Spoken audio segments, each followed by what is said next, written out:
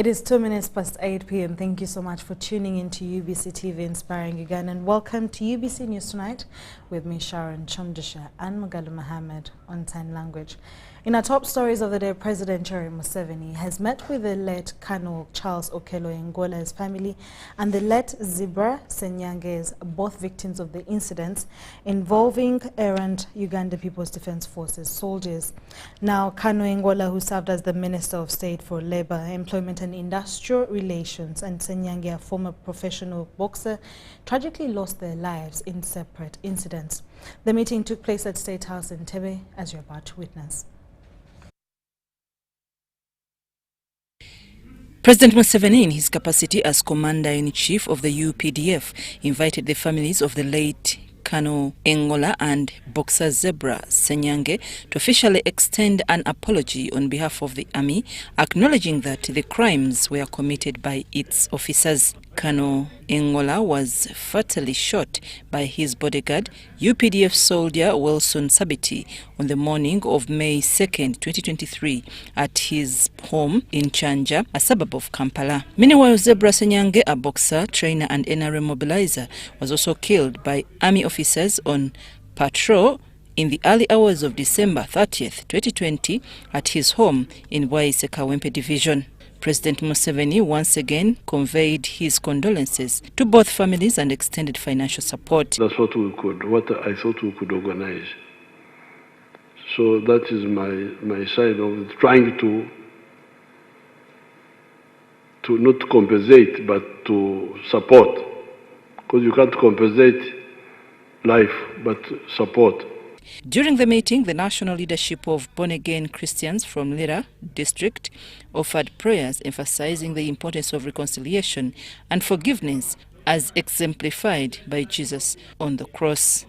The late Ngola's family was led by his brother Sam Ngola, who expressed gratitude to President Museveni for organizing such a significant meeting. He was accompanied by the widow, Miss Joyce Aikoru, other relatives and cultural leaders from the Otikokin clan. We're really grateful to you. We want to thank God very much for you to think of our late brother, think of our family. He was a breadwinner. The family of the late Zebra Senyange was represented by his son Isaac Senyange, along with his siblings and widow Mercy Mukankusi. The sole breadwinner, and I also want to thank the President, sir, for the hope you rendered us as far as helping my sisters get to school through the State House program, and also the help that you sent over to my mom over 2021 and 2022. It really helped a lot because we are really in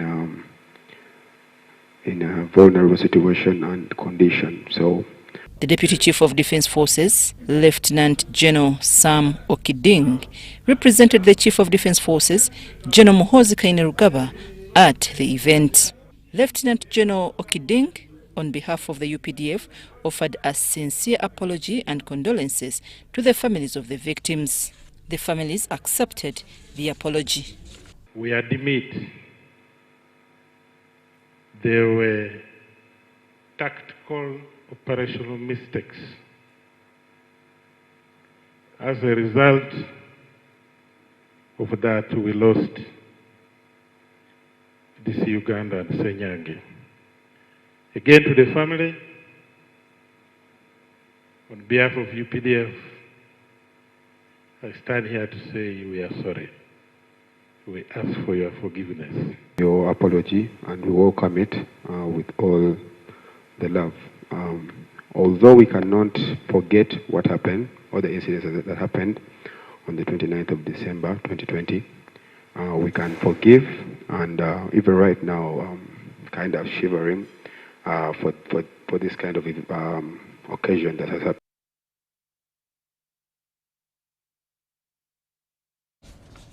President Yoweri Museveni has expressed admiration for the energy and determination shown by a few individuals in Butebo and Palisade districts who have successfully transformed their small pieces of land into productive assets, improving both their livelihoods and their communities.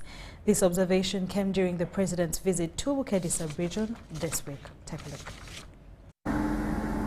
Thursday, President Yoweri Museveni visited Bukete sub-region, making a stopover in Ladot village, Kadeswak Parish, Operator sub-county in Palisa district.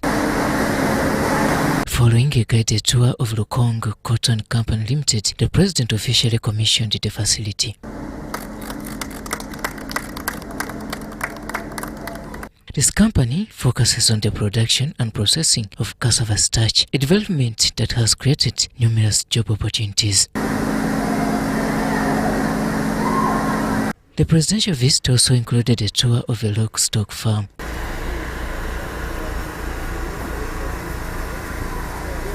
This farm not only focuses on production, but also serves as a learning center and demonstration sites for the local population. Our green integrated dairy value chain. By the end of the day, President Museveni was impressed with the level of innovation and quality of work demonstrated by individuals who have embraced his message of making most work out of the small-scale farming.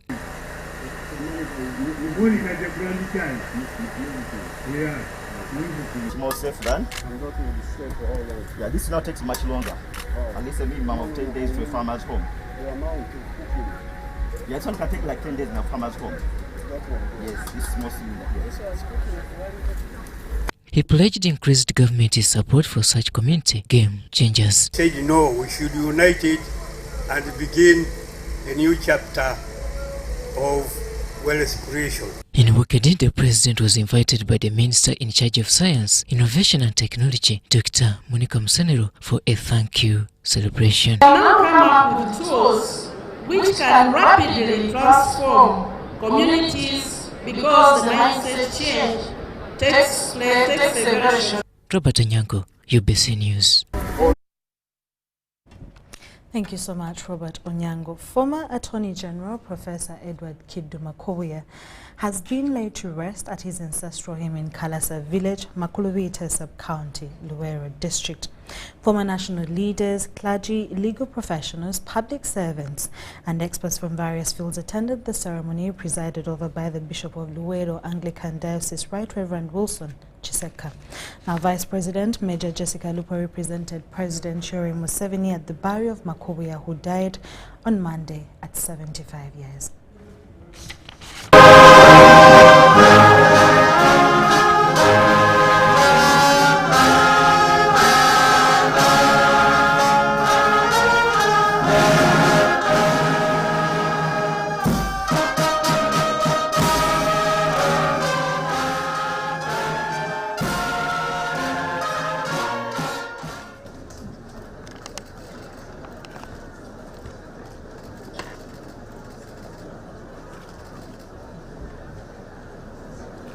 Representatives from Buganda Kingdom and all other cultural leaders present, the family of the late Professor Kidu Makubuya, all the local government leaders in your distinguished capacities, all of you dear mourners in your distinguished capacities, ladies and gentlemen.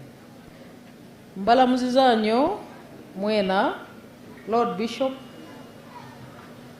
mbatuzaako okulamusa n'okusasira okuva ewa President Yoweri Kaguta Museveni.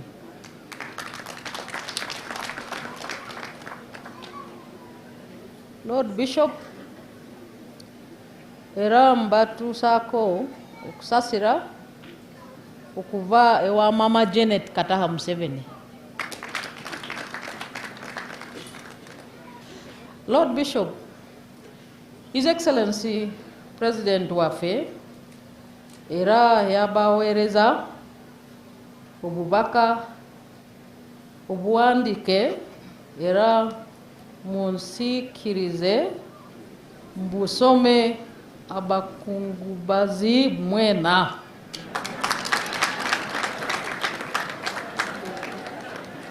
So that is the message now I'm going to read.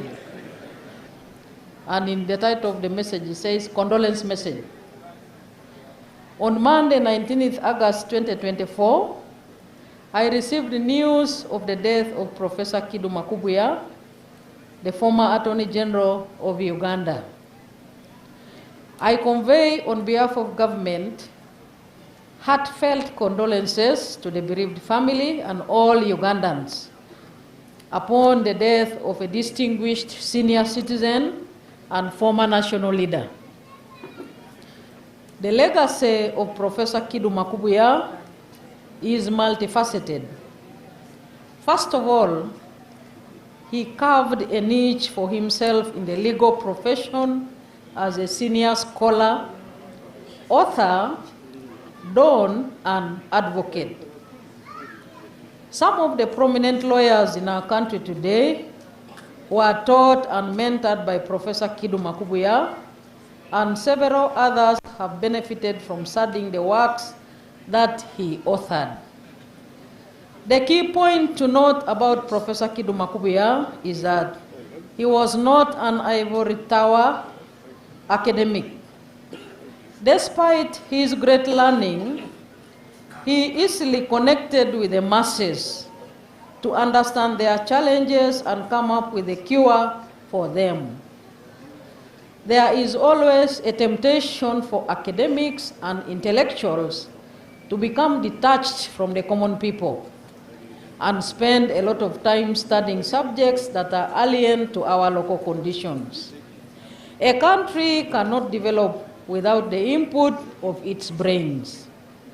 In the NRM government, our approach has always been to attract and integrate both the intellectuals and the masses into our liberation struggle. We believe that everyone has a contribution to make to nation building. Professor Kidu Makubuya was able to make a contribution by serving in several ministerial portfolios. I therefore salute his efforts to transform Uganda and Africa. He will be remembered for his contribution to the drafting of the 1995 Constitution, which ushered the rule of law in our country. Finally, as we mourn the demise of Professor Kidu Makubuya, we should also use this occasion to celebrate his great legacy. His life is an inspiration to present and future generations. I stand with his family in this moment of sorrow and pray that the Almighty God grants you the fortitude and courage to go through this loss. May the soul of Professor Kidu Makubuya rest in eternal peace.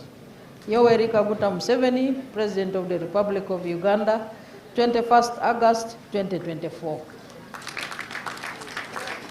Lord Bishop, together with this written message, is 10 million shillings enclosed in an envelope, which I was sent to present to the widow. Thank you for your kind attention. Away from President Museveni, Uganda has been chosen as one of 5 coffee producing countries to benefit from the 700 million euros initiative funded by its Italian government aimed at enhancing coffee value addition to meet international standards. This announcement was made by Stefano Gatti, the Director General of Italian Development Corporation, during a meeting with Uganda's Prime Minister Robina Nabanja on her working visit to Italy. Currently, Uganda is ranked the second best coffee producer in Africa and third best in the world, with over 40% of the coffee produced in Uganda is exported to Italy. Stand for coffee. So this year, here we are. Now, the Italian government has revealed to the Prime Minister of Uganda, Robina Nabanja, that Uganda has been selected to be among the 5 coffee-growing countries in Africa to benefit from a 700 million euros set up by the Italian government for value addition so that it can meet the international standards. The Director General of the Italian Development Corporation, Stefano Gatti, says that out of the 25 coffee-growing countries in Africa, priority has been given to the 5 countries, Uganda inclusive. We have identified 5 initial countries where we want to start these projects, and Uganda being one of them. Once implemented, the Italians through UNIDO are expected to set up coffee processing training centers in Uganda to train the Ugandan youth in coffee value addition. Setting up coffee shops, how do you do cappuccino, how do you do really creating all the different varieties of capabilities and expertise in young people. However, the Prime Minister Robina Nabanja is concerned why Italians buying Ugandan coffee continue to buy raw coffee beans from Ugandans to process it in Italy instead of processing it in Uganda so that Ugandans can get employment during the value addition chain. Why doesn't it lose value when it is coming back to Uganda, when it is packed in other parts of the world? It loses value when it is coming from Uganda, and it does not lose value when it is coming from Italy. Somebody who has never even seen a plant or a tree of coffee is earning between $30 to $50. The person who is toiling to plant the coffee, look after the coffee, harvest the coffee, dry the coffee to the standard that you people need, it's getting $2. This is unacceptable. The President of the Republic of Uganda expressed interest in value addition. Prime Minister Robina Nabanja has been on a state working visit to Italy, among other reasons to attract investors from Italy to start adding value on Uganda's coffee before it's exported to Italy and other European markets. The Prime Minister is accompanied by the State Minister for Agriculture, Fred Bwino Kyakulaga, the Executive Director of the Uganda Investment Authority, Robert Mukiza, and a technical expert on coffee from the Coffee Development Authority, Doreen Rweihangwe. We export 6.3 million bags on average, and now they average $1.148 billion annually. We are happy that 40% of the coffee comes to Italy. Commercial agriculture, agro-processing, and agribusiness is a key priority for us. We have a 10-year tax holiday in agro-processing. So you come to our country and you in value addition in agriculture, you'll have a 10-year tax holiday. But why don't we look at other products, for example? And those other products have a lot of market. People buy chocolates. Uganda is targeting to export 20 million bags of coffee by 2030, but only 6.3 million bags are currently exported annually. Jigo Francis, reporting from Italy.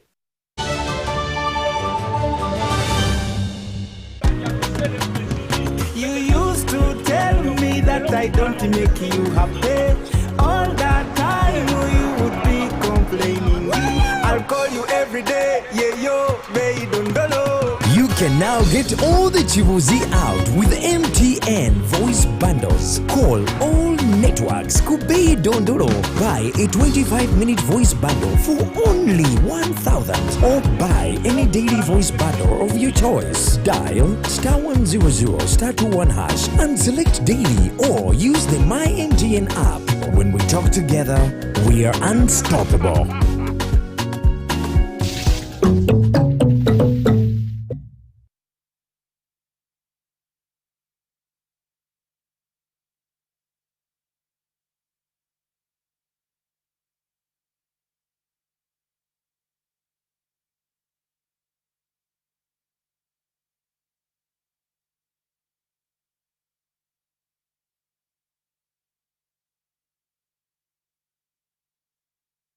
Once upon a time, there lived identical twins who gave birth to beautiful princes and princesses. Their mothers gave their babies' bodies a lot of care by applying on their skin with baby Junior.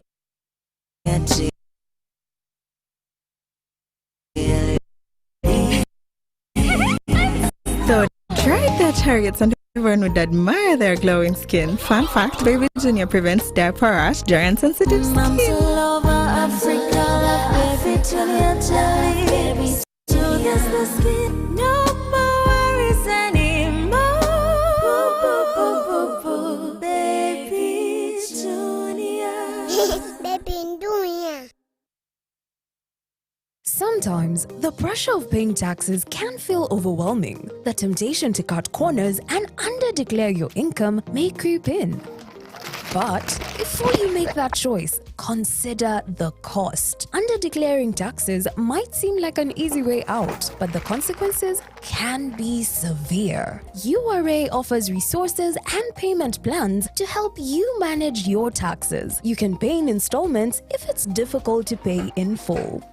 Transparency is key. Avoid penalties and unexpected liabilities by reporting everything accurately. To report corruption, call URA on our toll-free lines. Uganda Revenue Authority. Developing Uganda together.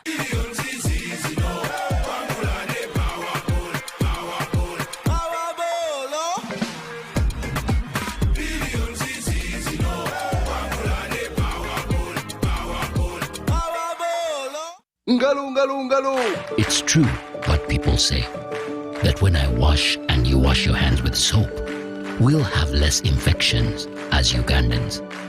After all, it's hands that handle money. It's hands that feed us. Hands that prepare soil for farming. Hands that we use to learn.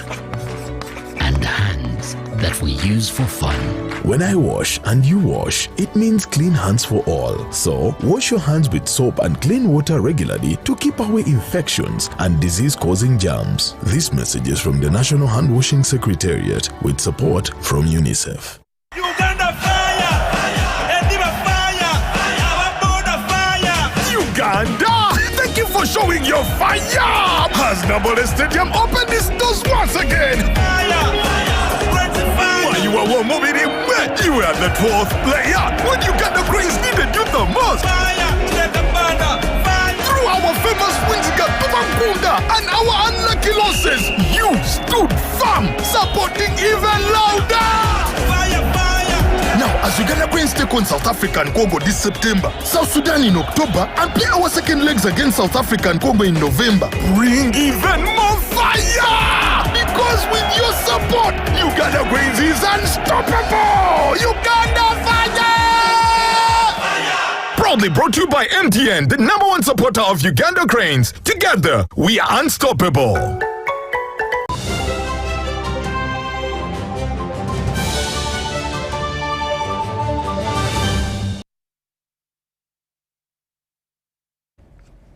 Welcome back to the last segment of UBC News Tonight. Now, the first Deputy Prime Minister and Minister for East African Affairs, Rebecca Aditwala Kadaga, has launched the Busoga Maternal Child Health Marathon, which will take place in Ginger City on the 31st of August 2024. The event was organized by the Federation of Uganda Medical Interns. Take a look. Running for Busoga Mother to take place on the 31st of August. No, we've just launched the kit for the Busoga Medical Marathon, and I want to thank the Busoga Health Forum for organizing it. We are responding to a great need in Busoga, where the mortality rate, both for mothers and children, is very, very high. The mortality rate for babies in Busoga is almost 3 times higher than the other parts of Uganda. And there's also a big instance of early marriages, teenage pregnancies. So this run is going to create awareness about all these dangers. So I'm calling upon the general public to come so that we can support the mothers and children of Busoga.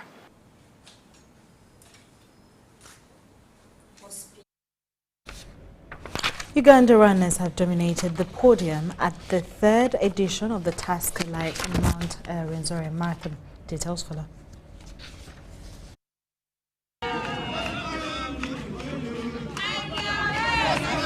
Saturday morning found thousands of people thronging Kasese streets ahead of the 3rd edition of the Tasker Light Mount Rwenzori Marathon.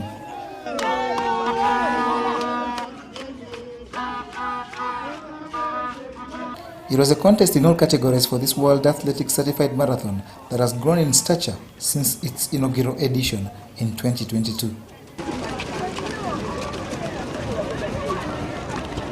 In the elite 42-kilometer men's race, Abel Chelangat of Buko Club finished in 2 hours 15 minutes to beat the entire field. He was followed by Julius Ocheng and Leonard Chemongezi. To me, to my side, I've been doing training, or I've been preparing for this race, and my focus is to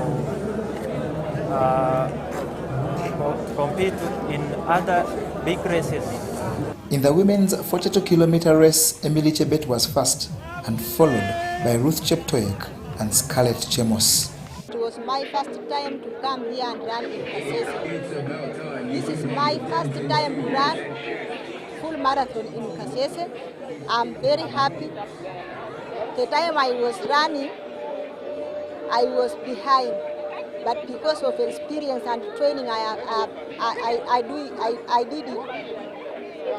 I came one by one peaking, and I realized reaching 25 kilometers, I was number 3. There I catch up. I got the one who was leading was in 30K. I catch up from there, and I find myself in front. That's why now I've won this race. I'm very happy. The women's 21 kilometers was won by Rebecca Chelangat with Viola Chemos and Rebecca Zena in 2nd and 3rd respectively at this Tascalite-sponsored marathon. Uganda is now on the map. Uganda is on the map, and Kasese is leading the charge on that. So it is absolutely fantastic what has happened with the Tascalite Marathon. The impact is there to see. The communities have been very welcoming. There's been a lot of money being spent in Kasese. The men's 21 kilometers had Abel Chebet in gold medal position. Oscar Chebet took silver, and Peter Akwech got home with the bronze. The marathon attracted more than 3,000 runners from 33 nations.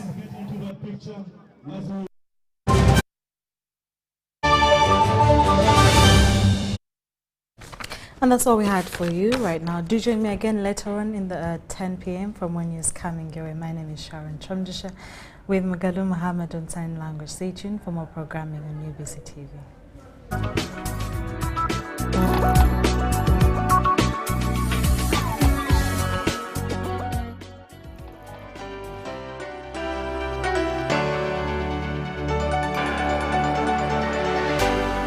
UBC, inspiring Uganda.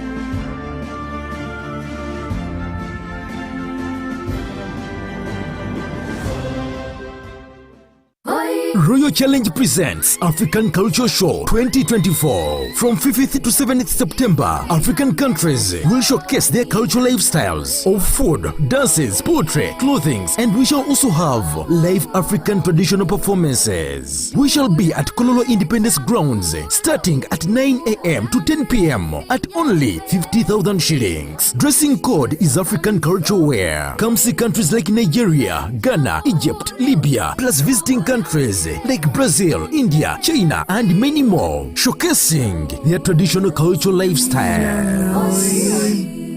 The East Africa UK Tourism and Culture Expo 2024 is here, happening on 8th and 9th of November 2024 under the theme Enhancing Tourism as Engine for Social and Economic Transformation on the sidelines of WTM London at the Rembrandt Hotel, 11th Thalo, PI South Kensington, London, SW7 2RS, United Kingdom. For tickets, exhibitors will pay £1,000 and participants will pay £300. For more information, call +256 787 096 100 or +254 795 806 969. Visit www.eauktourismexpo.com to register.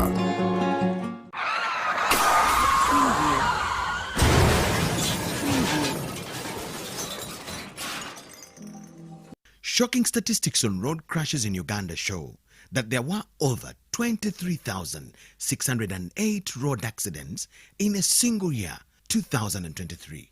This highlights an increase of 16% compared to the previous year.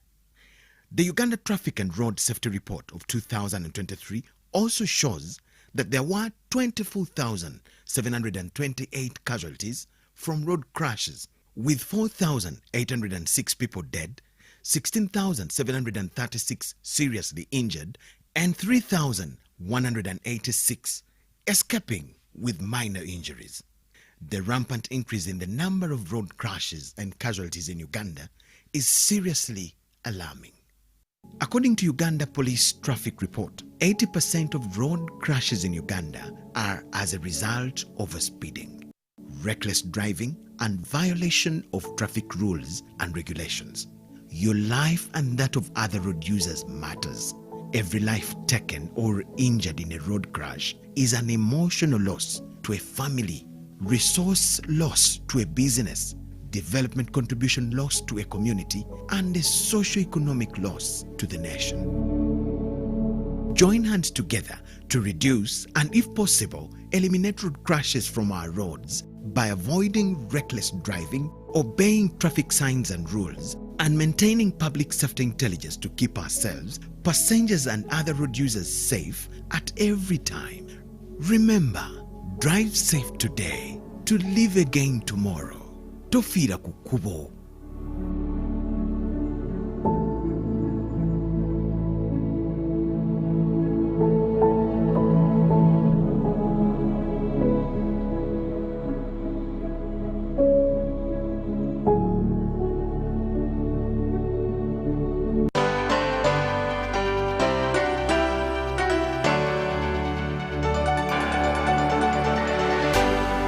UBC, inspiring Uganda.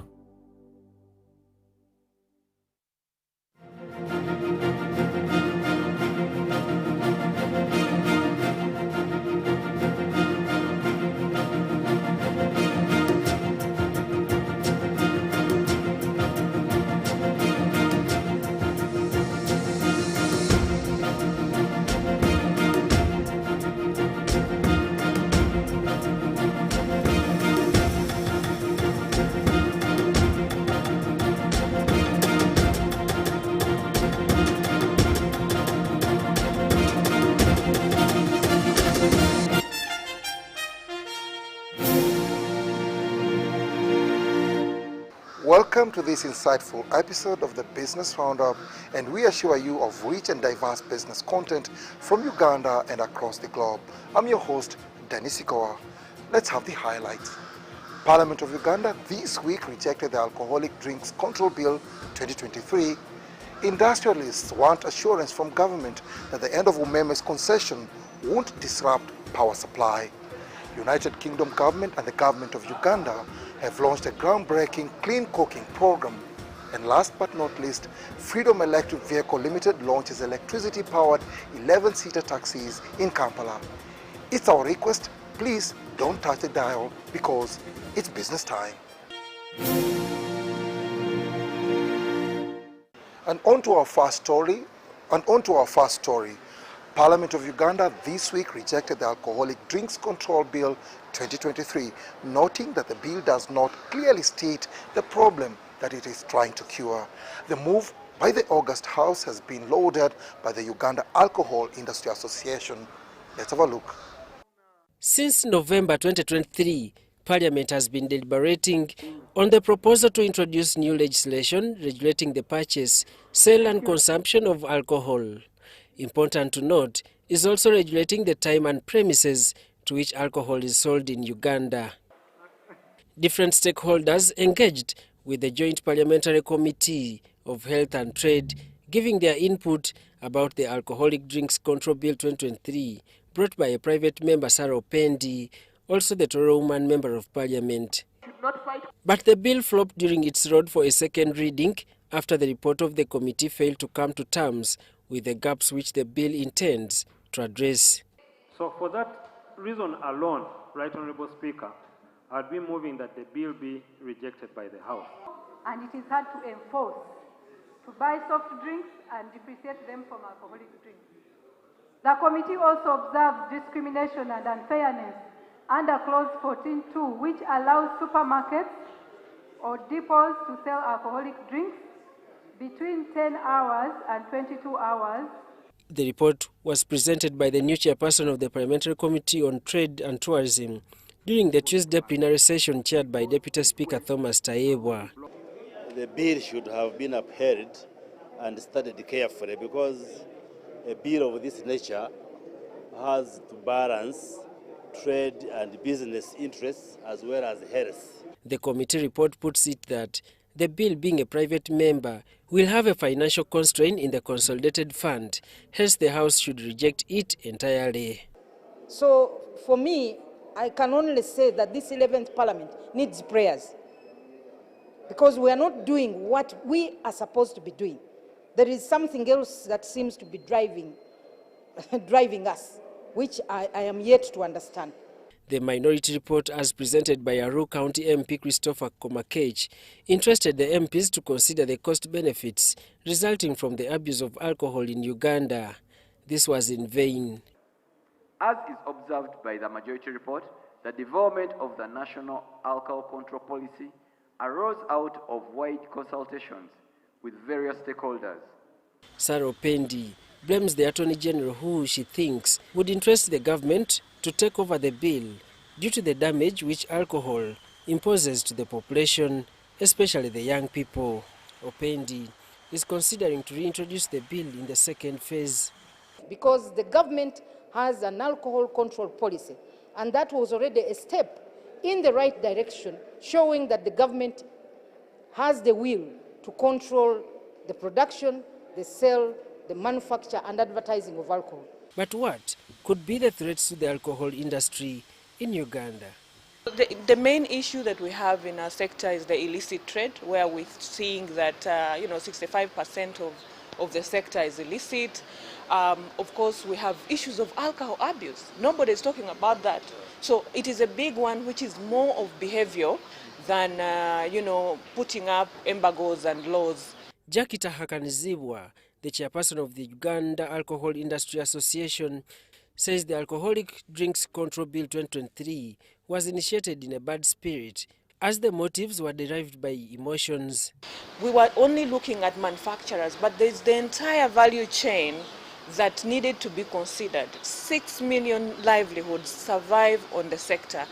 Uganda is among the leading consumers of alcohol in the world.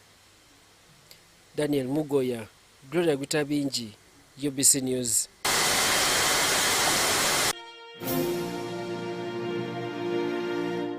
Uganda Manufacturers Association convened a stakeholders dialogue focusing on critical issues affecting the country's industrial sector. The event was under the theme, the national budget in the lens of the National Development Plan for Priorities and Manufacturers' Perspective. The dialogue highlighted ongoing challenges and opportunities in the manufacturing sector with significant emphasis on power supply and infrastructure improvement. It is critical that we address matters of competition by establishing the first of its kind Competition Authority or Commission.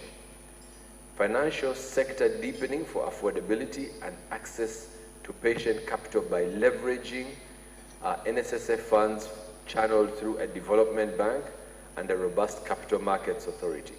With the umeme concession about to reach its natural end in May 2025, the members of the Uganda Manufacturers Association and other stakeholders expressed pessimism on government's capacity to ensure a smooth and flawless exit.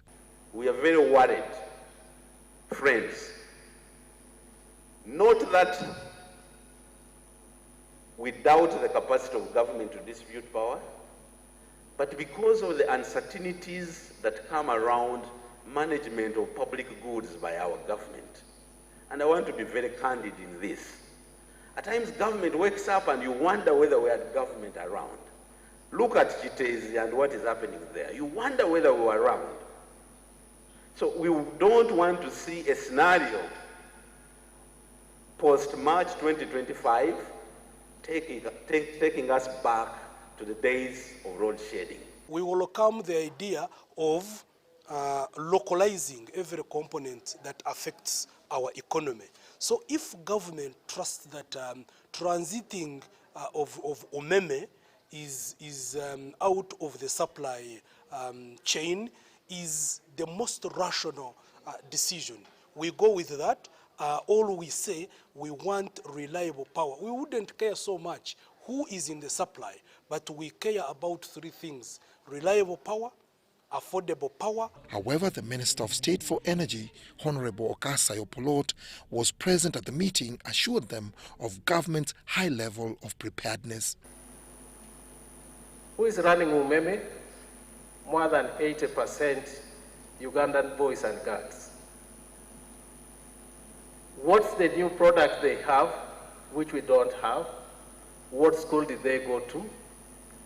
What school have I sent my scientists to and the economists? I have every confidence we shall do it. And this one is even better because we have time to do it and we have understood where we're going. Opolot's remarks come amid Uganda's transition from the umeme agreement to a new power supply arrangement. He explained that the decision to terminate the umeme contract and transfer power supply responsibilities to a home-based Ugandan company was driven by the desire to enhance local capacity and control over the energy sector. We are engaging umeme with our new company which is going to take over. This is Uganda Electricity Distribution, to see how we can have a seamless end of the concession. Many of you will say, what about our children who are employed by umeme? Am I going to import people who are qualified to do distribution?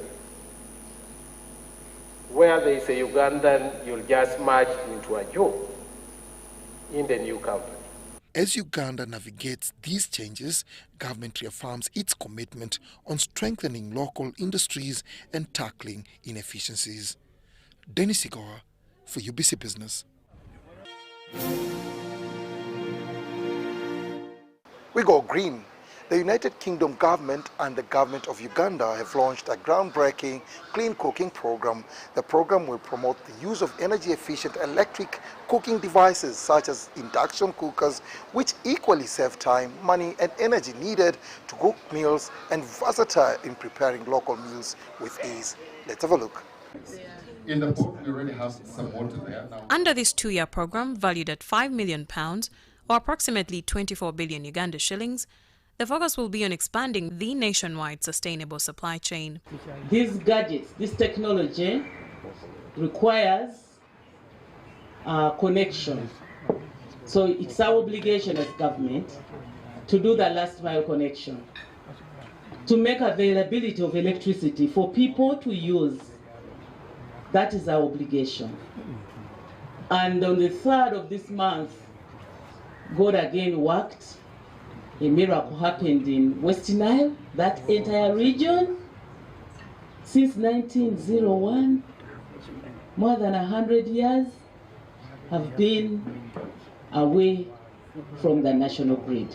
It happened this month. Thank you very much.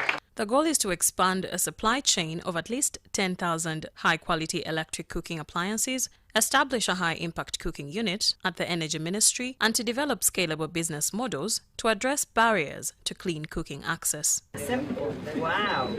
Fantastic. That means 7 minutes. 7 minutes. 7 minutes. That's incredible. So Uganda, I mean, it's been a phenomenal journey in terms of electrification and access to electricity. 57% of the population now accessing reliable electricity. The generation capacity has doubled, resulting in an electricity surplus. And yet we're finding that Ugandans are still relying on charcoal and firewood for cooking. And we know that the use of traditional biomass, it isn't just about the cost of that that's going up, but it's also around the health impacts it has, leading to an estimated 3.2 million premature deaths annually. And as well as disproportionately, those impacts are felt on women and children, as well as the impact on deforestation, which is why His Excellency has taken such a strong stance on this, because of the fact that deforestation places communities at risk of landslides, of floods and of drought. So really this is the moment. This is the moment where all of the things come together. The electricity, the renewable electricity here in Uganda, together with all of those, the technology, as well as the cost savings, to make a phenomenal difference. This program builds on a successful innovative research pilot led by the UK's Loughborough University in partnership with the Energy Sector Management Assistance Program, focusing on modern energy cooking services. According to the partners in clean cooking, the initiative is deliberate and is geared at revolutionizing cooking by combining convenience, efficiency, and versatility. Following the launch, a behavior change campaign will be rolled out to accelerate e-cooking adoption, developed collaboratively by the National Renewable Energy Platform. So we will also have to demonstrate that using LPG is not that deadly, because we fear our house girls. You know, we call them house girls, maids. You can end up losing a house. Don't come near LPG. Gas is terrible. So we also have to work on the stigma of gas. Adoption is not something that comes like thunder. It is a process for people to adapt the change from one system to the other. We should not sit and assume that the mere fact that we are making the cookers cheaper, electricity cooker cheaper, that people will quickly adopt. No, we need to spend time to come in. So I'm calling upon our media partners to help us bring this out. The program seeks to address barriers, develop evidence, and contribute to the development of the e-cooking industry in Uganda. Maureen Babidie, reporting for UBC News. Maureen Babidie, reporting for the Business Roundup.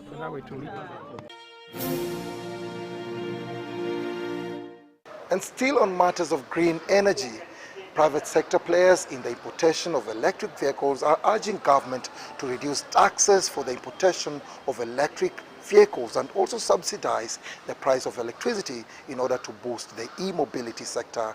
The appeal was made at the launch of the 11-seater electricity-powered commercial taxis in Kampala by Freedom Electric Vehicle Limited. We have a report.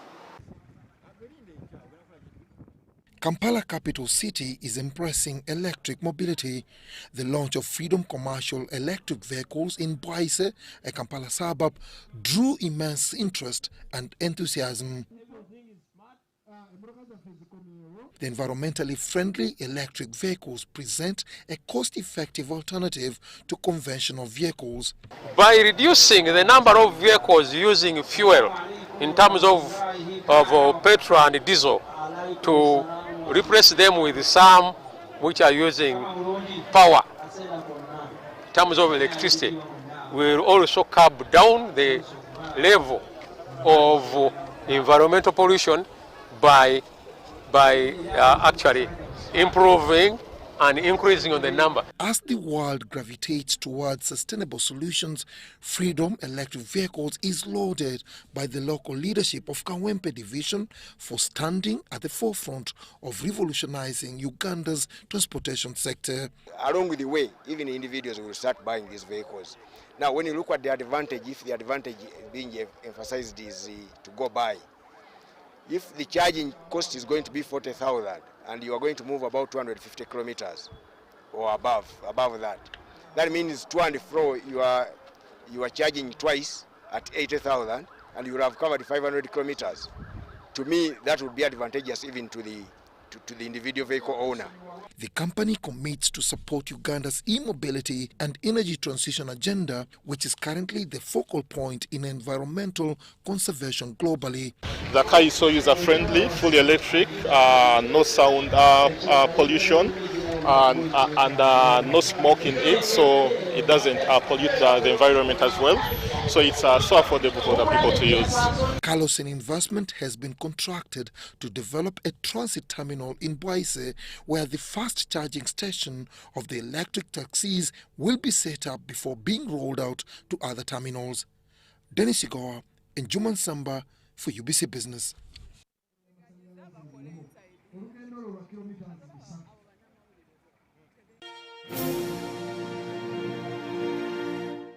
To the farm, government has identified Hass avocado as a high potential crop for economic growth alongside coffee and is promoting its cultivation nationwide for export purposes.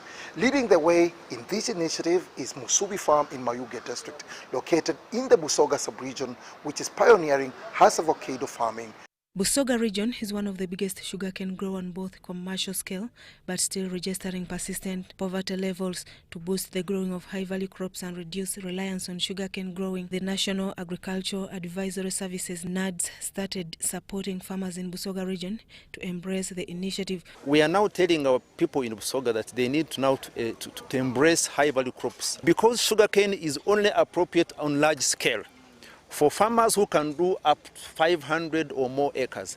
But for our smallholders of 1 acre, 2 acres, we are encouraging them not to go into maize, not to go into sugarcane. The initiative aims at addressing the issue of land degradation that has been caused by the growing of sugarcane for a long time. In this approach, NADS is working with large-scale farmers and organized farmer institutions where NADS contributes 70% of the seedling cost.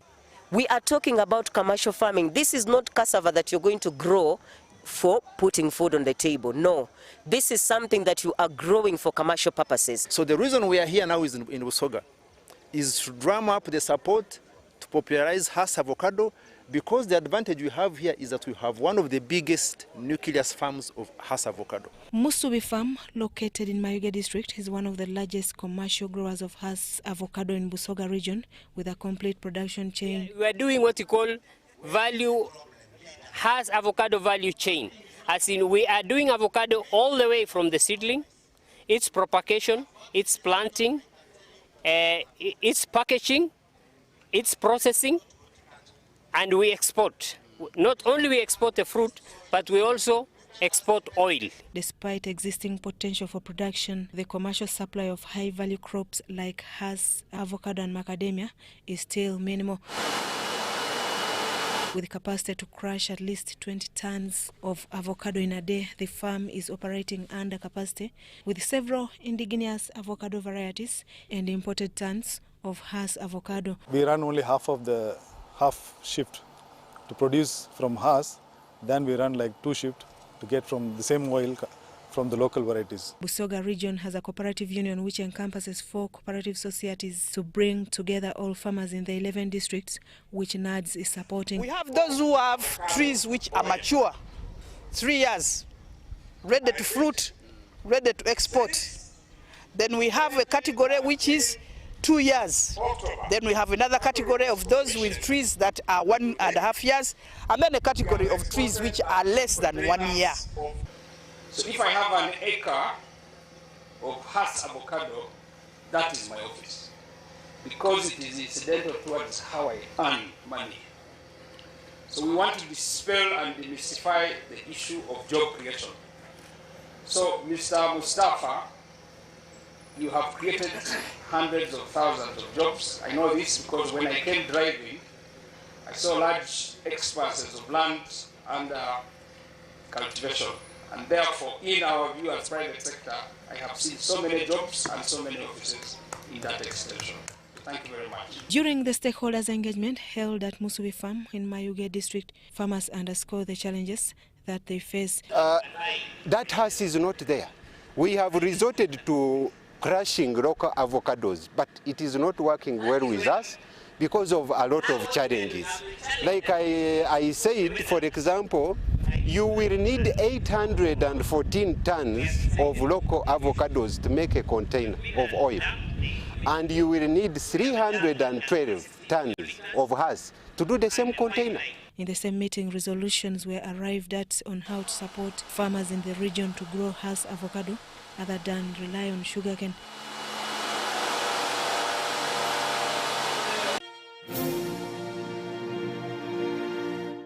Uganda's Tier 4 sector stands as a basis for the growth of the microfinance sector, says Edith Tusubira, the Executive Director of the Uganda Microfinance Regulatory Authority. Tusubira emphasizes that the introduction of a credit rating mechanism could address many of the challenges currently affecting the sector. The significance of this conference, organized by the Uganda Microfinance Regulatory Authority and ICRA, is to empower microfinance institutions with credit ratings and investment opportunities for the Tier 4 financial institutions. According to UMRA, 70% of credit issued out in Uganda is through the Tier 4 mechanism, and hence the need for streamlining the sector. We cannot keep hearing the president saying, please reduce interest rates, and nothing is happening. So as UMRA, we decided that we are going to help by creating a loan shop. We also have what they call the credit information sharing mechanism. While it is under the law, we hadn't yet started operationalizing it. So what is happening today is we are also introducing, the launch is coming by the way, but we are telling the market or informing the market that all lenders and borrowers of the Tier 4 sector are going to be put before the credit information sharing mechanism, where we can be able to have a purview of them. The rating agency's role in the sector is to conduct thorough financial assessments of organizations, thereby disclosing the borrower's creditworthiness to sector players. Because ICRA being an international rating agency, our rating reports are acceptable worldwide by all the commercial banks and all the international investors. So when a customer takes a rating report to an investor, they see the risk profile, they see how much risk is involved in the business, and then accordingly they can invest and fund that particular opportunity. So yes, the ratings are acceptable and it opens door to the international investments. And that is to qualify for rating, financial institutions need to have full documentation processes in place, strong corporate governance, and proper record keeping. Some of the institutions, not all, because some of the institutions out there, they are well-established institutions who really qualify for ratings and who really qualify for the international investments. So the loopholes are just in maintaining the records, in maintaining the proper documentation, so that once they start doing it, they qualify for ratings. Our young people are borrowing anyhow now because there is no formalization in the form of getting to know you. So because of that, we are coming up with all those different initiatives. So today it is about International Credit Rating Agency, which actually it is called UCRA in short. UCRA will be rating the lenders, and the lenders will be lending based on standards that are international. UMRA has partnered with the International Credit Rating Agency, an international rating agency, and Moringa Way, an international funder, to help licensors improve on their standards. This collaboration seeks to create further opportunities, such as opening doors for international investment. In our corporate news, Uganda Manufacturers Association will this year mark its 30th International Trade Fair. The event scheduled for the 2nd to the 10th of October at the Uma Showgrounds will be held under the theme Celebrating 30 Years of Industrial Excellence. According to the Uganda Manufacturers Association, this three-decade journey has not only been a milestone for its members, but has also brought tremendous achievements to the country. There's excellence in terms of industrial growth. Our industrialists have moved from cheap, simple products to very complicated and sophisticated products which are manufactured in very, very interesting and sophisticated manufacturing processes that are equal to the best in the world. So I do encourage us and do invite you to please come and see for yourself as UMA celebrates 30 years of trade fair. Since its inception in 1993, the trade fair has evolved from a pioneering platform showcasing local Ugandan manufacturers to a major international business event that attracts exhibitors from more than 30 countries worldwide. As you will see and you've seen, is that there are actually so many industries. We are now looking for bigger space to make this a first-class modern trade fair or trade show grounds. So right now we still have the challenge of space because we have outgrown the space that we have at Rugogo, and we are now engaging government to see where we can get bigger space. Despite these significant achievements, Uganda's manufacturing industry still faces challenges, notes Dr. Ezra Muhumuza, the Executive Director of UMA. By the time we started in 1992, when the trade fair was opened, the consumption of goods on the goods on the market was 100% for the foreign goods. But right now we have reduced that to staggering 22%. We still have just 22% of our consumption bill go out. This is because some of the products are still high-tech, and that's one of the strategic agendas that we have as industrialists to ensure that we bridge the gap and we bring the consumption to 100% instead to be for the local produced goods. The trade fair remains a key opportunity for manufacturers to showcase their products, gather feedback, conduct market testing, and build brands. It also facilitates the exchange of knowledge within the industry. We are there. I mean, everything is set, the grounds are set, the organization has reached top notch. We're going to show you things that we have not showed you before. We have set up pavilions that we've not had before. And in all this, we're trying to show that we've moved from where we were to a totally different space. And we want you to be a witness to this exhibition. Dennis Igor for UBC Business.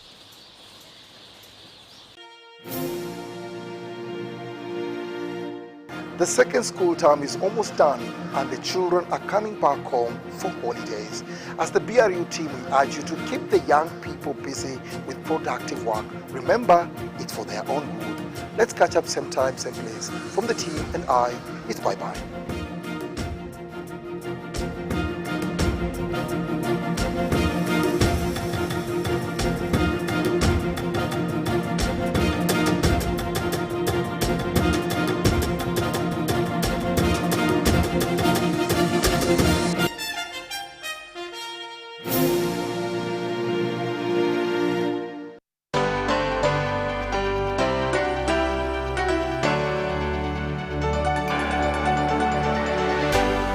UBC, inspiring Uganda. Uganda, are you ready to kick things up to the next level? The Uganda National Lottery brings you Sports Stake 10. Predict the results of 10 football games and win big. With tickets at only 500 shillings, join the fun and make your predictions count with Sports Stake 10. Sports Stake 10, your ticket to football glory. Uganda National Lottery.